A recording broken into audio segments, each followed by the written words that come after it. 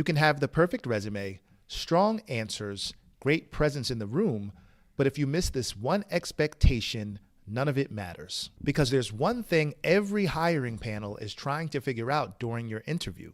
Can you take responsibility for student outcomes and actually improve them? Here's how you show them you're ready for that level of responsibility. Let's talk about it.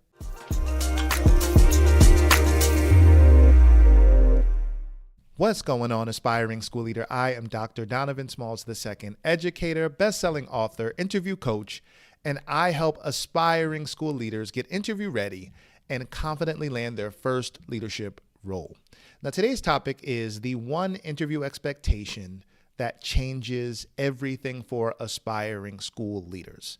Now, in theory, you know that as an aspiring school leader, you have taken or you're going through your education administration program and you're going through those courses and you know that you need to be an instructional leader.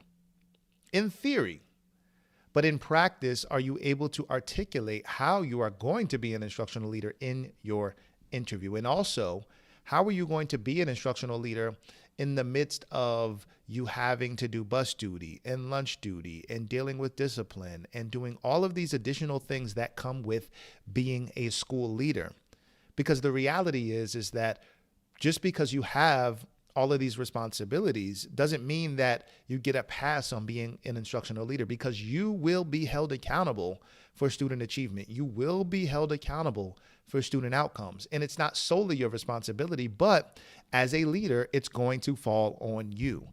And so today we're going to talk about four leadership expectations, four things that you are going to be expected to do and how you can articulate those things in your interview. Because if you cannot demonstrate whether you're going to be an instructional leader or not, how you're going to move teaching and learning forward, you probably are going to, but you are going to have a difficult time landing your first school leadership role. I know you're enjoying this episode, but I want to let you know about my 4-week interview preparation coaching program called Elevate Your Impact. This program is specifically for aspiring school leaders who have an amazing resume. You're ready to lead, but you may need additional support regarding interview preparation.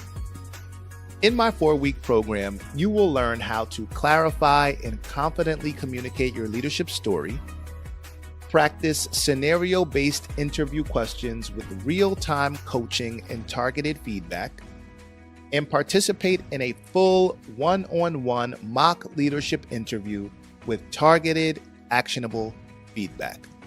So if that's you, if you're an aspiring school leader and you know you need additional support regarding interview preparation, visit my website, DonovanSmalls2.com/coaching for more information, or click the link in the description to book your call with me today.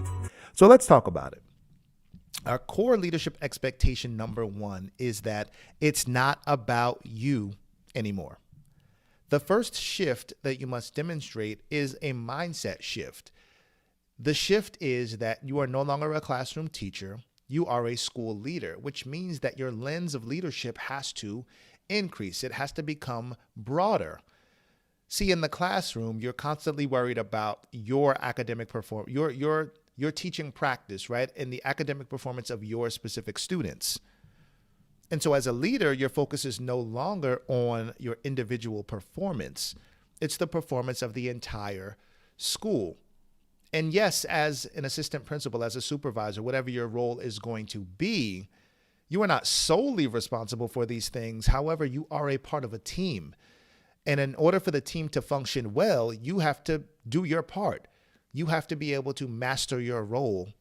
And a part of that role, a core competency of that role, is you being an instructional leader and also an instructional coach. How are you coaching your teachers that you are responsible for supervising in a way that's going to improve their practice so that they can improve instruction in their specific classroom?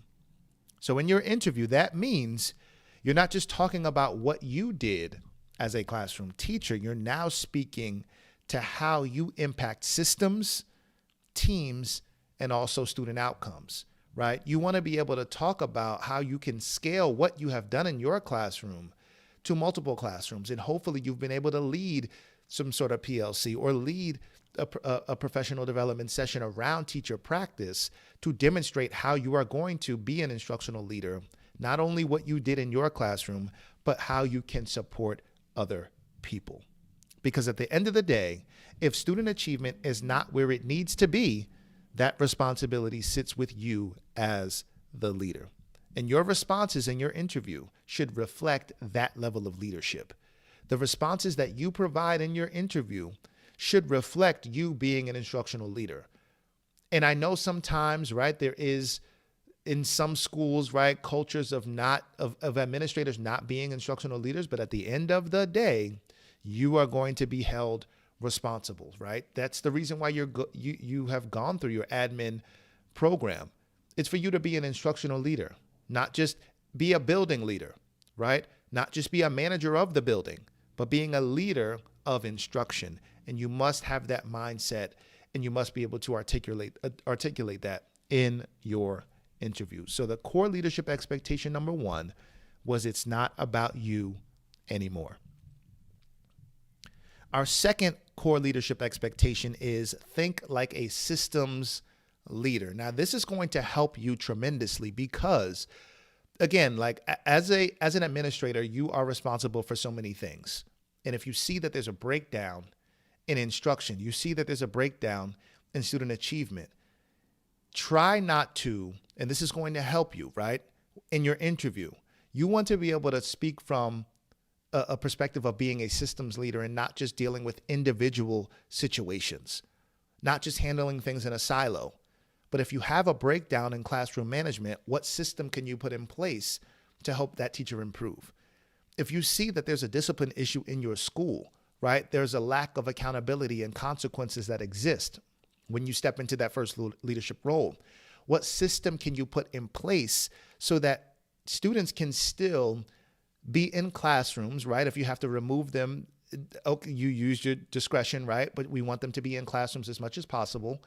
What system can you put in place that's going to allow students to continue to learn, right? What systems do we need to adjust if we're seeing that there is a discipline issue in our school?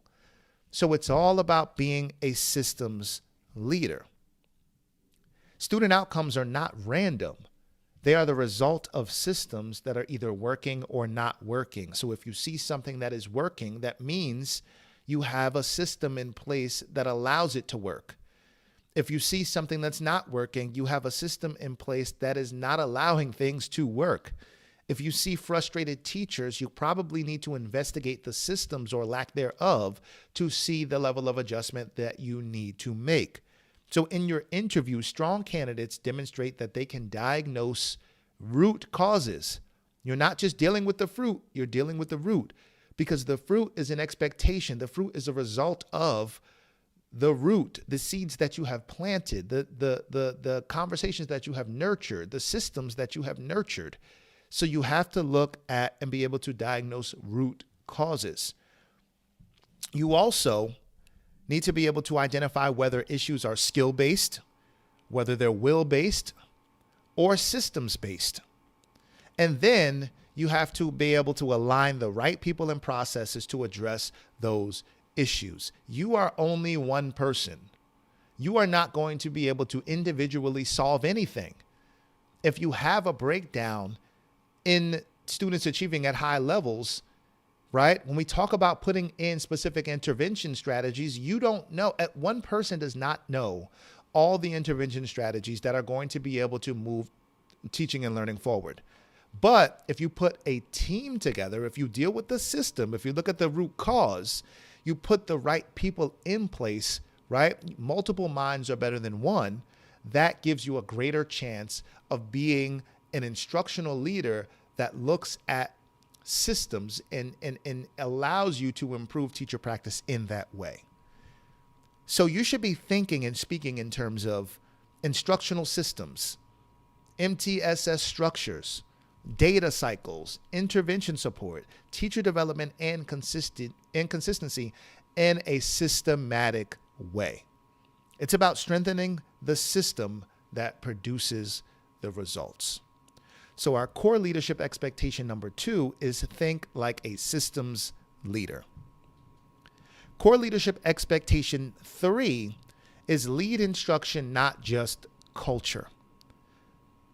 Culture matters, but it cannot replace instructional leadership. Now, you might be thinking, well, they go hand in hand. And yes, they do.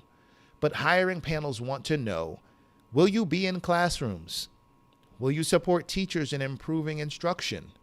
Will you hold a standard of excellence for what effective teaching looks like? See, here's the thing.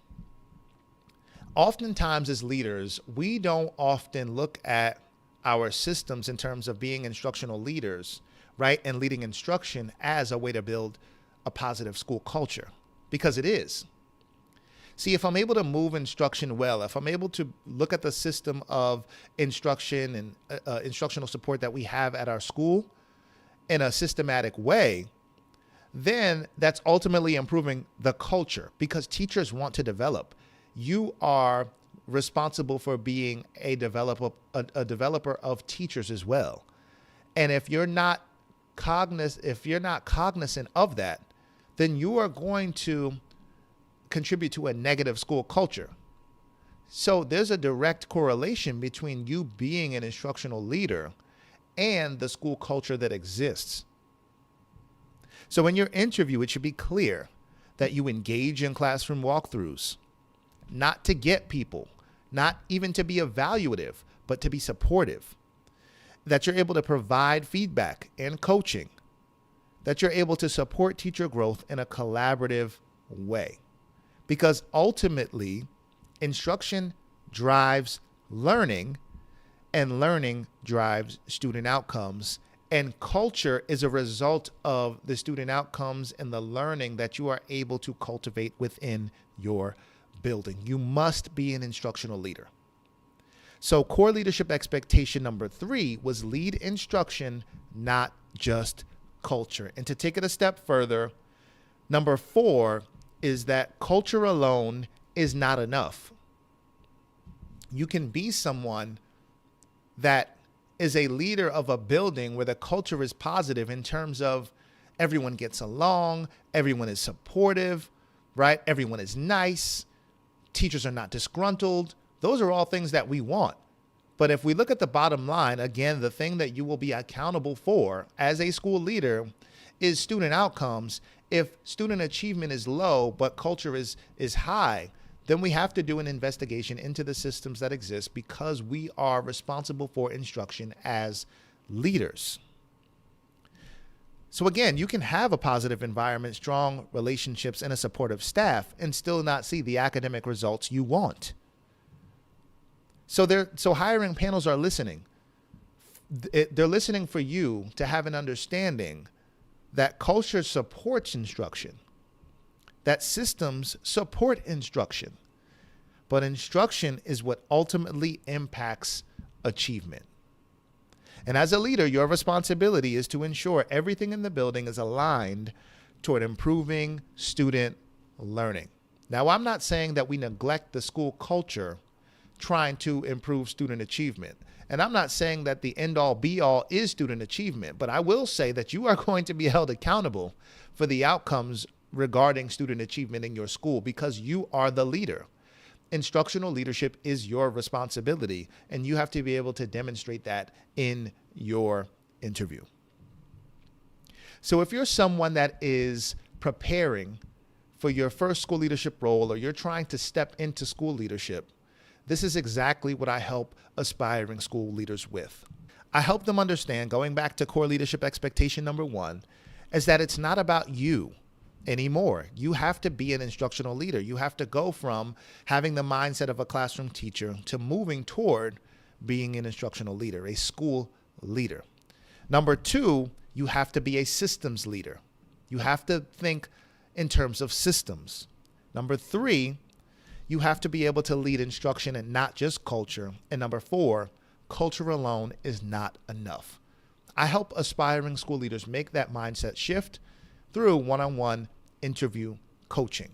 Not only do we talk about mindsets, but we actually deal with scenario-based questions and experience-based questions, and you get real-time feedback regarding your interview preparation so that you can become a better interviewee and be able to show and demonstrate that you are an instructional leader, because you are going to be held accountable for it. If that's you, if you know that you need additional support regarding interview preparation, reach out. Let's have a conversation to get you to exactly where you need to be to land your first school leadership role. I hope you enjoyed this episode. If you did, make sure that you share it with someone else so that we can continue to impact aspiring school leaders and improve teaching and learning and helping them land their first leadership role. As always, I hope you have a great week of teaching, leading, and learning. Take care.